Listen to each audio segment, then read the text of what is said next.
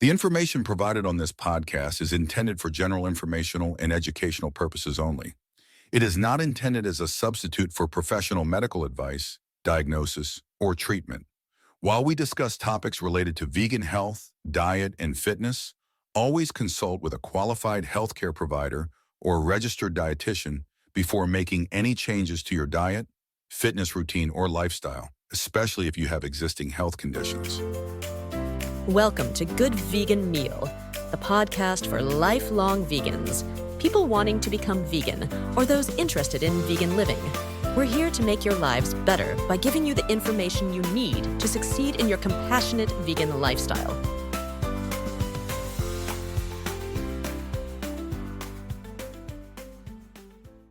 Today, we're tackling something that really affects every single one of us, often without us fully grasping the impact, what we eat, what's on our plates. I mean, think about this for a second. Over 42% of Americans are now dealing with obesity. We're seeing rates of cardiovascular disease, type 2 diabetes. They're at all-time highs. And maybe it's not so surprising when you hear that the average American eats something like 200 pounds of red meat and poultry each year, which is, well, way more than we actually need.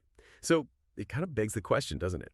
Faced with these huge health challenges, is there maybe a simpler way, a more effective path forward? That's our mission for this deep dive. We've got a stack of sources, serious medical journals, expert interviews, you name it. And we're going to pull out the absolute key nuggets of knowledge about plant-based diets for you. Think of this as your shortcut to being genuinely well-informed. We've got surprising facts, a clear structure, hopefully just enough humor to keep things interesting. By the time we're done, you'll get how diet impacts, well, pretty much everything. Your waistline, your heart, your brain, even the planet. Yeah, and we're really looking forward to digging into this. There's such a strong and honestly rapidly growing body of evidence supporting plant-based eating. Our aim today isn't just to list what the research says. We want to explore why it actually matters, for your own health and for the bigger picture too. So as we unpack all this, maybe think about what really stands out or resonates with you personally. Okay, let's start right there. Foundational question. Plant-based. It's a massive buzzword. But honestly, there seems to be a lot of confusion about what it actually truly means. Can you clear that up for us? Absolutely. It's a good place to start because it is confusing sometimes. So plant-based is really a broad kind of foundational term. It just means a diet that's primarily centered around plants. Now that could mean plant exclusive, so zero animal foods, or it could be what we call plant foundational. Plants are the vast majority, the base, but maybe small amounts of animal foods are still included sometimes. The defining thing, though, about the plant-based idea is the emphasis on including lots of plant foods. Fruits, vegetables, nuts, seeds, legumes, whole grains. It's less about just restriction, which is a key difference from, say, vegan. Vegan diet is always plant exclusive, yes, but it doesn't inherently require whole foods or limit fats or refined sugars in the same way. And often veganism is chosen for ethical or maybe religious reasons, so the motivation can be different too. Okay, so plant-based is the umbrella, vegan is more specific. What about other terms we hear, like vegetarian or flexitarian? Right, good question. Let's quickly tick those off. Vegetarian usually means ovo-lacto-vegetarian. So that includes plants plus eggs and dairy. Pescatarian is basically vegetarian, but they also include seafood. Then you have whole food, plant-based, or WFPB. That's very close to vegan, but with a real health focus. Lots of fruits, veggies, whole grains, usually low fat, often avoids oils. This is the one, that got a big boost from documentaries like The Game Changers or Forks Over Knives. Yeah, right. I've seen those. Yeah. And finally, flexitarian. Pretty much what it sounds like. Primarily plant-based, but flexible enough to include meat, dairy, or seafood occasionally. That makes sense. It feels very current, very 21st century. But you mentioned earlier this way of eating has really old roots. Oh, absolutely. It's far from new. I mean, throughout history, different groups have eaten plant-centric diets for various reasons. You go back to ancient Greece, the philosopher Pythagoras. He promoted what they called the Pythagorean diet. His motivation was tied to beliefs about reincarnation and nonviolence. So his diet was simple bread, honey, vegetables. And interestingly, Pythagorean diet was the common term for this kind of eating right up until the 1800s. Wow, really? I had no idea. Yeah. And then you see long traditions of vegetarianism in major religions like Buddhism and Jainism, again, often linked to nonviolence. But then shift gears a bit. In the mid-1800s, you have the Seventh-day Adventist Church starting up. They advocated vegetarianism too, but their main focus was promoting personal health and longevity for their members. A different angle. So ancient philosophy, religious principles, health movements, how did we jump from that to this huge surge in popularity we're seeing right now? Well, the numbers are pretty staggering, actually. Just between 2014 and 2018, the number of Americans calling themselves vegan shot up by something like 600%. 600%. Wow. Yeah, it's a massive shift. And it seems to be driven by a mix of things. People wanting better health, definitely. Growing concern for animal welfare is a big one, too. And increasingly, people wanting to reduce their environmental footprint. Plus, you can't ignore the role of celebrity endorsements, media buzz, and those documentaries we mentioned. They've really pushed it into the mainstream. And, the market follows. The U.S. plant-based food market grew almost 30% between 2017 and 2019. Things like the Beyond Burger, plant-based milks, cheeses, eggs, they're really driving sales. Okay. All right. Let's get into the real meat of this, pardon the pun, the health benefits. We mentioned obesity earlier, a huge issue in America. What's the clear takeaway from research about plant-based diets and weight? The link is incredibly strong and consistent. Study after study connects plant-based diets with a lower BMI body mass index. And experimental data backs this up, showing these diets really do help with weight loss. There was one randomized controlled trial in 2018, 16 weeks. People on a diet with no animal protein rich in plants, they saw decreases in BMI, less visceral fat, that's the dangerous fat around organs, and better insulin resistance. And this was even without changing their physical activity levels. That's pretty compelling, just changing the food. Exactly. And another big review, looking at 40 different studies in 2020, found vegans were just less likely to be overweight and had lower BMIs compared to people on other diets. The why makes a lot of sense when you think about it. Plant foods are generally lower in calorie density, but they're packed with complex carbs, fiber, and water. So this combination helps you feel fuller, more satisfied on fewer calories. It boosts satiety. It might even slightly increase your resting metabolism. And we often see people who shift this way end up slimmer, consuming more key nutrients like magnesium, potassium, iron, various vitamins, and less total fat overall. That's really clear. Now, here's where I think a lot of listeners will really lean in. Heart disease. It was the #1 killer in the U.S. in 2020. How does a plant-based diet actually affect our hearts? Can it really move the needle? Oh, absolutely. This is one of the areas with the most dramatic evidence. A plant-predominant diet shows incredible potential, not just to reduce the risk of cardiovascular disease, but actually to improve heart function. Take the Lifestyle Heart Trial, a really landmark study. They found that a significantly higher percentage of patients who already had heart disease, when put on a plant-based diet, they actually showed a reversal of atherosclerosis. The hardening of the arteries was literally reversing. Reversal, not just slowing down. Reversal. Compared to patients on the standard American Heart Association diet at the time. And if you look at meta-analyses, pooling data from lots of big studies, people who don't eat meat consistently have significantly lower rates of ischemic heart disease and also lower overall death rates. One big review combined 5 studies. It found vegetarians had a 24% lower risk of dying from ischemic heart disease compared to meat eaters. And that was even after adjusting for things like smoking, age, gender. 24% lower risk. That's substantial. It really is. And get this, there was an experimental study on amateur athletes. It suggested that switching from an omnivorous diet to a vegan diet might even lead to actual structural remodeling of the heart muscle itself. Structural remodeling? Wow. That sounds deep, like fundamental change. Exactly. It suggests it's not just about managing risk factors, but potentially changing the physiology. And this connects directly to things like dyslipidemia, unhealthy cholesterol levels. We know dietary cholesterol, mostly from meat and dairy, contributes to atherosclerosis.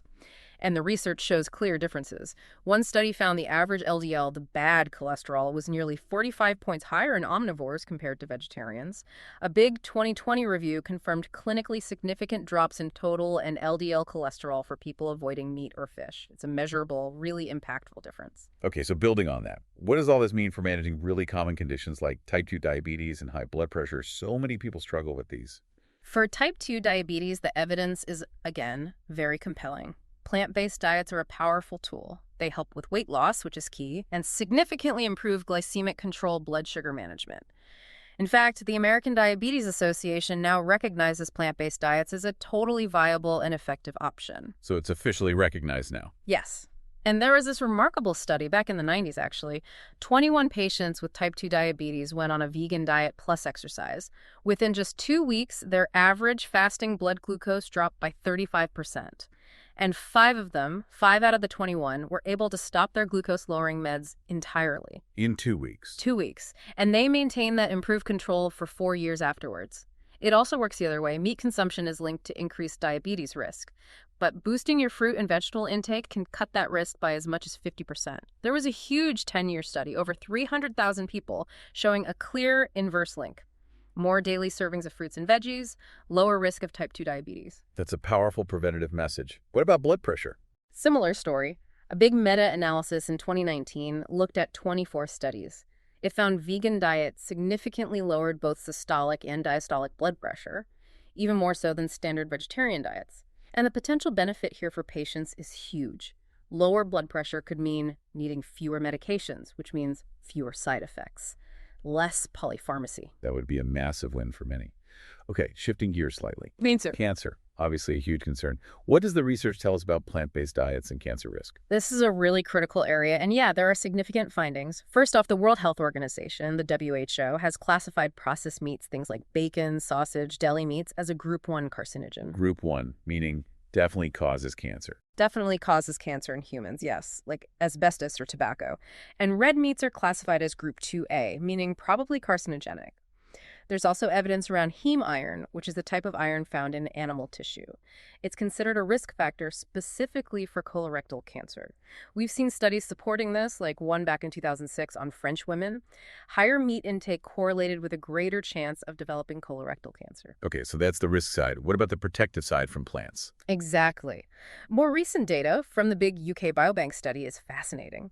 Vegetarians in that study had a 14% lower risk of all cancers combined. Fish eaters had a 10% lower risk compared to regular meat eaters. And drilling down into specific cancers, vegetarian men showed a 31% lower risk of prostate cancer, and postmenopausal women who were vegetarian had an 18% lower risk of breast cancer, though that might be partly linked to their lower average BMI. Still, those are significant reductions. They really are. And for gastrointestinal cancers, a meta-analysis showed plant-based diets offered protection, with risk reductions around 20-30%. That included pancreatic cancer, colorectal, gastric, even liver cancer, showing about a 39% risk reduction. Wow. Are there any specific cancers where the link is particularly strong or surprising?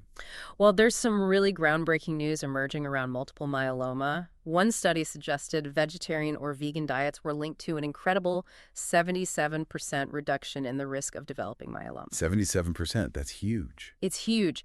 And newer research is looking at the gut microbiome. It found that higher levels of certain beneficial compounds produced by gut bacteria, like butyrate, and greater bacterial diversity. These were associated with patients staying in deep remission from myeloma for longer. And crucially, healthier dietary proteins, specifically from plants and seafood, correlated with these gut benefits. It's connecting diet, gut health, and cancer outcomes directly. That gut connection is fascinating. We should definitely come back to that. Yes. And one more point on cancer and diet, we need to talk about dairy. A recent analysis from the Adventist Health Study 2 looked at dairy and prostate cancer risk. Men consuming more dairy, about 430 grams a day, had a 27% increased risk compared to those having very little, like 20 grams a day. Increased risk from dairy. Yes. And interestingly, the risk seemed mostly linked to drinking milk, specifically, not so much cheese or yogurt. And importantly, getting calcium from non-dairy sources didn't show any increased risk. So it really makes you question the automatic assumption that dairy is essential or always beneficial, especially regarding prostate cancer risk. That definitely challenges conventional wisdom. Okay, let's switch to the practical side a bit. This is where many people get stuck. Protein. It's the number one question, right? Where do you get your protein? Can you really get enough from plants? Yes.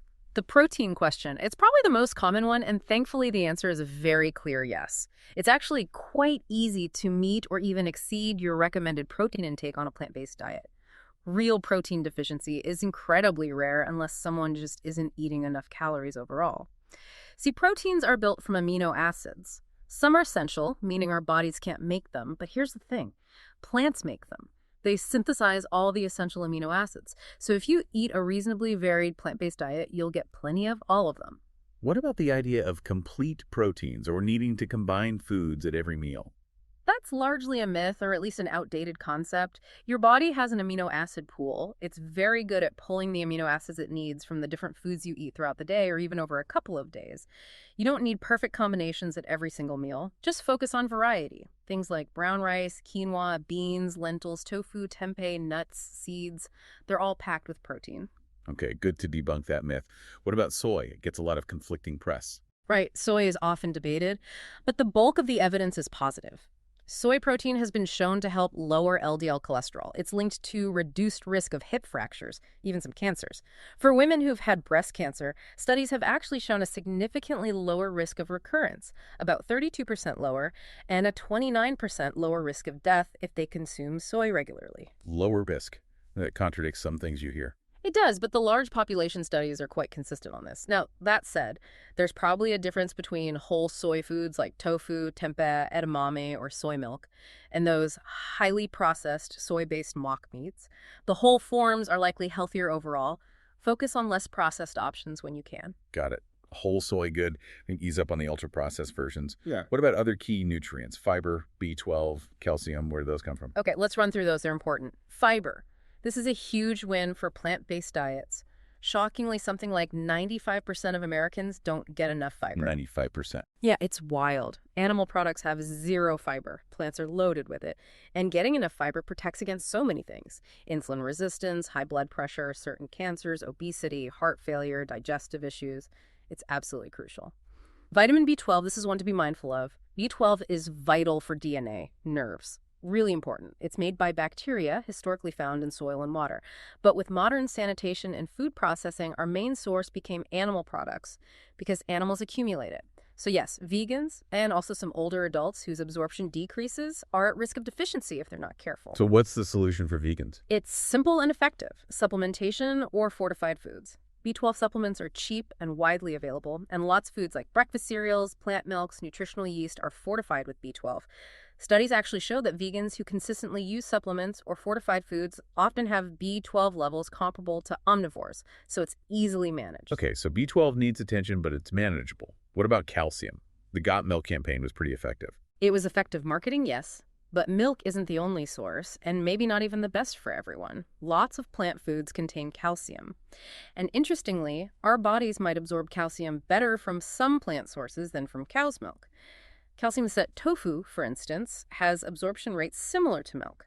Other great sources are bok choy, broccoli, Brussels sprouts, kale, collard greens, also things like almonds and sesame seeds. So plenty of options beyond dairy. Definitely. One small note, spinach has calcium, but it also has oxalates which hinder absorption, so don't rely only on spinach. Variety is key.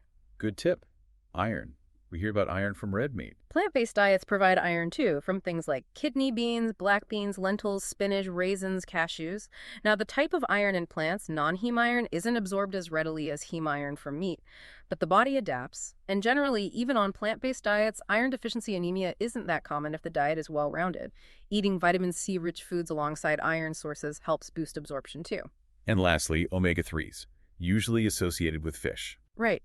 Vegans might have lower blood levels of the long-chain omega-3s, EPA and DHA, typically found in fish.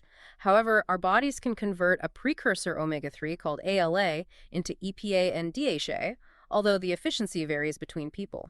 ALA is found readily in plant foods like ground flax seeds, flax oil, chia seeds, hemp seeds, walnuts, canola oil. For people with higher needs, like during pregnancy or those who might not convert ALA efficiently, an algae-derived EPA supplement is a great option. Algae is where fish get their omega-3s from originally anyway. Algae. Okay, that makes sense. This all sounds very positive, but it leads to a really important point you touched on earlier. Is all food labeled plant-based automatically healthy? Because, I've definitely seen plant-based cookies, donuts, chips. That is such a crucial distinction to make. And no, absolutely not. Plant-based does not automatically equal healthy. You can have a diet technically based on plants that's full of refined grains, added sugars, unhealthy fats, and processed junk food.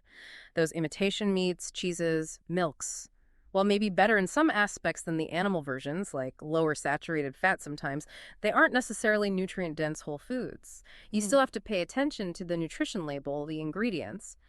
A truly health-promoting plant-based diet focuses on whole or minimally processed foods, grains, fruits, vegetables, legumes, nuts, seeds. That's where the magic really lies. Right, the quality matters just as much as the source. Exactly, and there's growing research on ultra-processed foods, UPFs. These make up a huge chunk of diets in places like the US and UK, over 50%. And UPFs are linked to higher calorie intake, weight gain, increased risk of chronic diseases. And here's the kicker.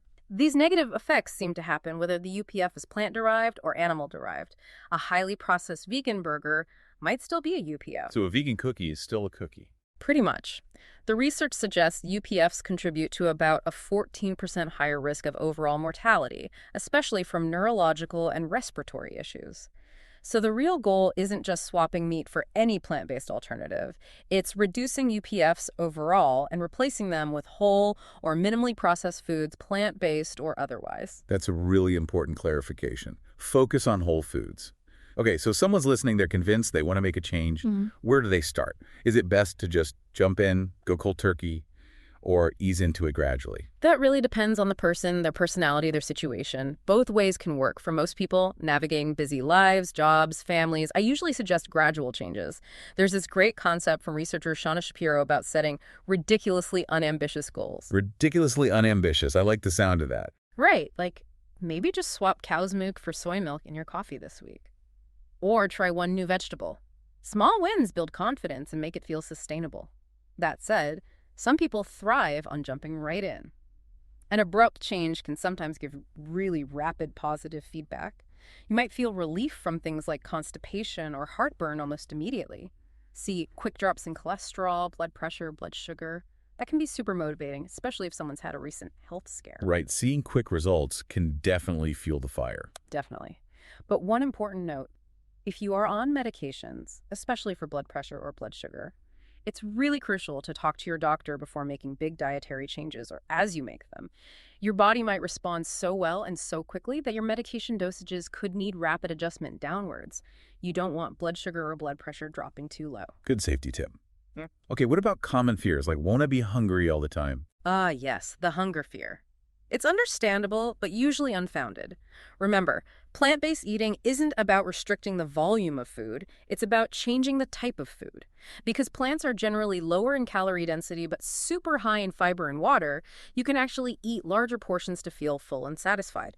You often don't need to count calories or meticulously measure things. Eat until you're comfortably full. That fiber is key for lasting satiety. Okay, that's reassuring. What about the cost? People often assume it's more expensive. Another common misconception. While some specialty processed items can be pricey, the staples of a whole food plant-based diet are often incredibly budget-friendly. Think about dried beans, lentils, brown rice, oats, potatoes, seasonal produce. These are typically much cheaper per pound or per serving than meat or even cheese. Shopping seasonally, buying in bulk, using frozen fruits and veggies, these all help keep costs down too. Often people find they save money. Okay, myth busted. What if someone just doesn't like vegetables or thinks they don't? Yeah, that's a hurdle for some. But tastes really can change. It's not fixed. It often takes multiple exposures to a new food, sometimes like 12 to 20 times before you start to actually like it. Persistence pays off. 20 times. Okay, need some patience then. A little patience, yeah. And strategies help. Try introducing a new or disliked vegetable alongside something you do like. Maybe roast those Brussels sprouts with a little maple syrup and balsamic vinegar initially. Or blend spinach into a fruit smoothie, you often can't taste it. Start with the veggies you tolerate or mildly enjoy and build from there. Don't try to force down everything you hate on day one. Makes sense. Build bridges. What about kids? Is it safe for growing children? That's a really important question for parents. And the major health and nutrition organizations like the American Academy of Pediatrics and the Academy of Nutrition and Dietetics, they state clearly that well-planned vegetarian and vegan diets are appropriate and healthy for all stages of life, including infancy, childhood, and adolescence, even for young athletes. So the official stance is yes, it's safe. Yes, provided it's well-planned. You do need to pay a bit more attention to ensure they're getting enough calories, protein, iron, B12, calcium, vitamin D, all the key nutrients for growth. Consulting with a pediatrician or a registered dietitian knowledgeable in plant-based nutrition is a really good idea to make sure all bases are covered. Okay, good advice. What about trends like juicing? Where does that fit in? Juicing. Well, it's popular. But generally, smoothies are a better bet than juices. When you juice, you strip away almost all the beneficial fiber. You're left with concentrated natural sugars and some vitamins. This can lead to rapid blood sugar spikes. Smoothies, on the other hand, keep the whole fruit or vegetable, including the fiber. So maybe think of juice as an occasional treat, not a daily staple. Prioritize whole foods and smoothies. Fiber seems to be a recurring hero here. It really is. Okay, what about low carb? Can you do a healthy, low-carb, plant-based diet? You can technically eat low-carb plant-based, focusing on non-starchy veggies, nuts, seeds, tofu, avocado. But many of the healthiest plant foods, fruits, whole grains, beans, lentils, starchy vegetables, are naturally rich in high-quality carbohydrates. These carbs come packaged with fiber, phytonutrients, antioxidants, tons of good stuff. Severely restricting them might mean missing out on some of the key benefits of plant-based eating. And for many people, a very strict low-carb plant-based diet might be hard to stick with long-term. It can be quite restrictive. So maybe not the optimal way to harness the full power of plants. Possibly not for everyone, yeah.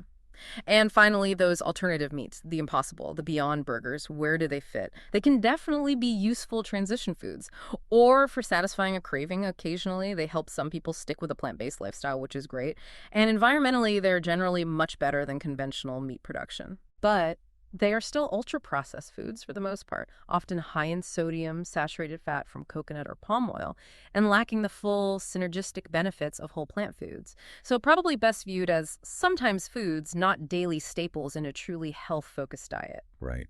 Helpful perspective. It's amazing how this connects not just to our own bodies, but to broader issues too. Let's talk about those bigger frontiers. Brain health, aging, the environment. How does plant-based eating play out there? Okay, brain health and dementia. This is fascinating. There used to be this concern, maybe still is for some, that avoiding fish might harm brain health due to lower omega-3s. But recent, really solid prospective studies are showing the opposite.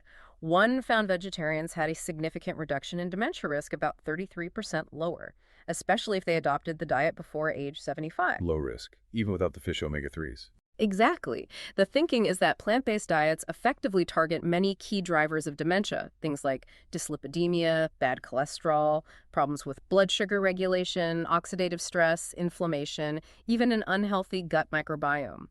And remember, the algae-derived omega-3s, they can boost blood levels just like fish oil can. So you can get those specific omega-3s without the fish, mitigating that specific concern.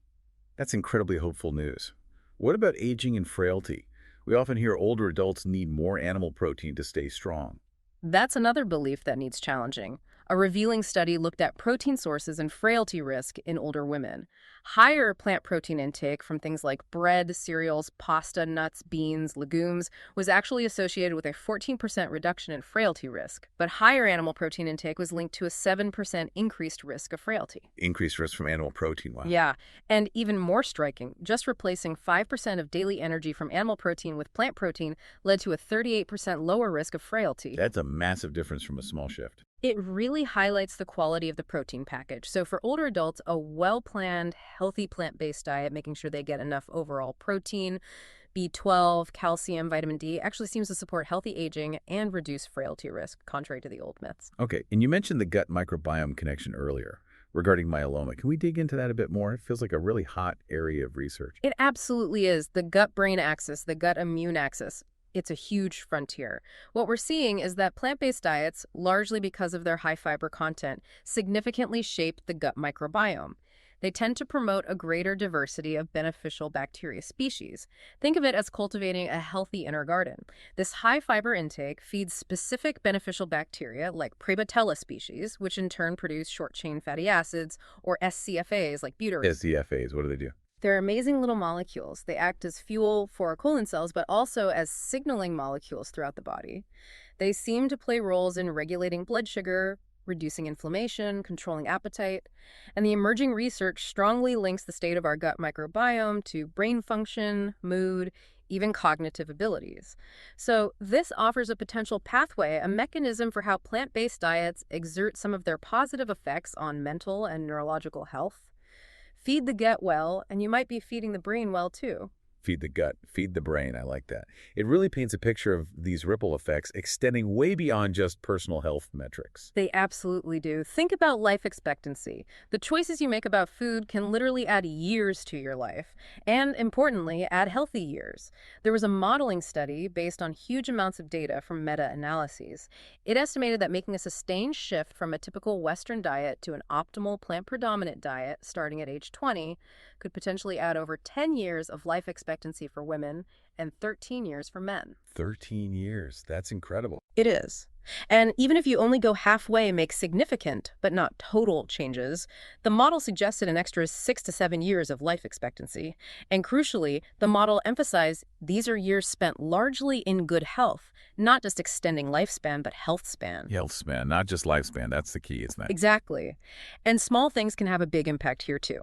Take nuts. Just eating a small handful, about 28 grams of nuts per day compared to eating none, was associated with a 21% reduction in death from cardiovascular disease, 11% lower risk of dying from cancer, and a 22% reduction in dying from any cause. Just from a handful of nuts a day. Seems so. It's pretty powerful. And then, of course, there's the planet, the environmental impact. The data here is just stark. Plant-based meals, especially vegan and whole food vegan meals, have dramatically lower environmental footprints across the board. We're talking greenhouse gas emissions, land use, water depletion, everything. Compared to vegan meals, average meat-based meals have something like 14 times the environmental impact. 14 times. Even standard vegetarian meals have about 3 times the impact of vegan meals. So swapping animal-based foods for plant-based ones isn't just a personal health choice anymore. It's becoming a crucial step for tackling climate change and protecting environmental resources. It really brings it home how interconnected everything is. And it feels like, finally, the broader medical community is really starting to embrace this more formally. Yes, that's a really positive and important shift we're seeing. Major medical organizations, the American College of Lifestyle Medicine, the American Heart Association, the Academy of Nutrition and Dietetics, they now clearly state that well-planned plant-based diets are healthy, safe, and effective for most people. There's also growing talk about the One Health concept. This recognizes the deep interconnection between the health of people, animals, and the planet. And it calls on healthcare professionals to actively champion plant-based nutrition as part of this holistic approach. They're increasingly working to dispel those old myths about needing meat and also advocating for nutrition equity, making sure everyone has access to healthy, affordable plant foods because access is often unfairly distributed. That's really encouraging to hear. So after this deep dive, what's the big takeaway for everyone listening? We've covered a lot of ground, looked at a ton of evidence, and it seems pretty clear. Plant-based eating isn't just some niche trend. It's a seriously evidence-backed path with profound benefits for your own health and, well, for the health of the planet too. And it feels like it's less about restriction, about what you remove, and more about the abundance, the vitality you gain. That's a great way to put it. And remember, it really doesn't have to be all or nothing. That can feel overwhelming. Every single step you take towards eating more whole, plant-based foods makes a real difference. Maybe you swap one meal a week. Maybe you try that new vegetable 20 times. Maybe you just rethink where your protein comes from sometimes. Every choice adds up, contributing to a healthier you and honestly a healthier world. We've laid out the knowledge from our sources. So now maybe just a final thought to leave you with, something to chew on. What one plant-based change, maybe even a ridiculously unambitious one, could you make this week? Just to start feeling that shift in your own life and maybe make a small contribution to that bigger picture. Keep exploring, keep asking questions, and nourish yourself well. Thanks so much for tuning in to today's episode of Good Vegan Meal. If you loved what you heard and you're hungry for more, head over to our link tree at linktr.ee/goodveganmeal. There you can grab our free PDF 30 high-protein vegan 5-minute meals packed with quick recipes and full nutritional stats for every meal. Perfect for busy days and plant-powered gains. And if you're ready to take your vegan cooking game to the next level, check out our cookbook's 125-minute vegan meals for kids' lunches, a school lunchbox lifesaver, 185-minute vegan meals, and 7 weeks of high-protein meals with meal planning made simple with grocery lists for each week. Grab your goodies at linktr.ee/goodveganmeal, and we'll see you in the next episode.